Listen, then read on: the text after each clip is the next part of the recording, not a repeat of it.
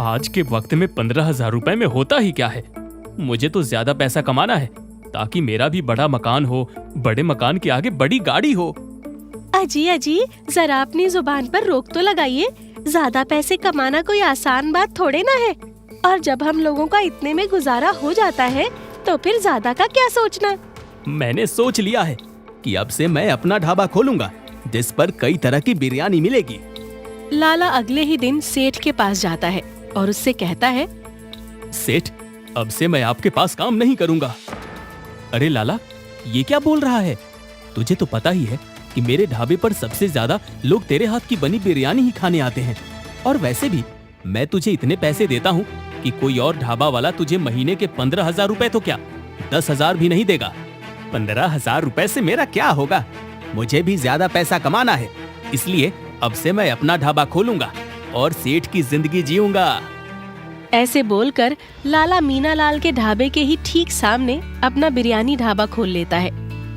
जैसे ही लाला का बिरयानी ढाबा खुलता है, उसके ढाबे पर लोगों की भीड़ जमा हो जाती है। यहाँ तक कि सेठ मीना लाल के ढाबे पर बिरयानी खाने वाले लोग भी लाला के ढाबे पर बिरयानी खाने आ जाते हैं। कुछ ही दिनों में लाला का बिरयानी ढाबा बहुत बढ़िया चलने लगता है। एक रोज लाला के ढाबे पर बिरयानी खा रहे प्रभात जी लाला से कहते हैं, भाई लाला, क्या खूब बिरयानी बनाते हो कि पेट तो भर जाता है पर मन नहीं भरता। तभी बिरयानी खा रहे गुप्ता जी बोलते हैं, सच में लाला के हाथों में तो जादू है। वेज बिरयानी भी इतनी फर्स्ट क्लास बनाई है कि इसकी जितनी तारीफ करें उतनी कम है। तभी सुशांत कहता है, भाई लाला, आपने तो मुंबई शहर में मिलने वाली बिरयानी को भी फेल कर दिया है। मैं कल ही मुंबई से आया हूँ और वहाँ तो 500 रुपए में मिलने वाली बिरयानी से पेट ही नहीं भरता है। एक प्लेट में इतनी जरा सी बिरयानी देते हैं वे लोग कि क्या कहें। और यहाँ देखो, सिर्फ 100 रुपए में इतनी सारी बिरयानी खाने को मिल जाती है कि पेट पूरा खचाखच भर जाए।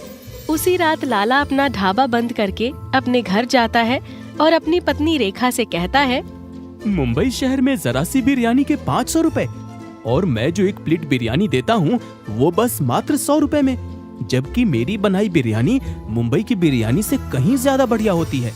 ये सब क्या बके जा रहे हो जी? वैसे भी मनीलाल के सामने ढाबा खोलने से आपको बहुत मुनाफा हो रहा है और बेचारे मनीलाल का तो नुकसान। वैसे भी ज्यादा लालच करना ठीक नहीं है जी। उस मनीलाल के साथ तो ऐसा ही होना चाहिए।